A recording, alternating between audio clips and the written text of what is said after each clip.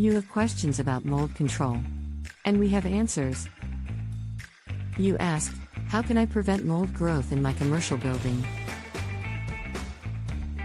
According to the Environmental Protection Agency, the key to mold control is moisture control. Here's some of their tips. Fix leaky plumbing and leaks as soon as possible. Watch for condensation and wet spots. Increase surface temperatures and maintain low humidity by insulating and increasing air circulation. Reduce moisture levels by repairing leaks, increasing ventilation and dehumidifying. Vent moisture-generating appliances to the outside where possible. Perform regular building and HVAC inspections and maintenance, as scheduled. Don't let foundations stay wet. Provide drainage and slope the ground away from the foundation. And if you suspect a mold problem, don't delay. It pays to call a pro.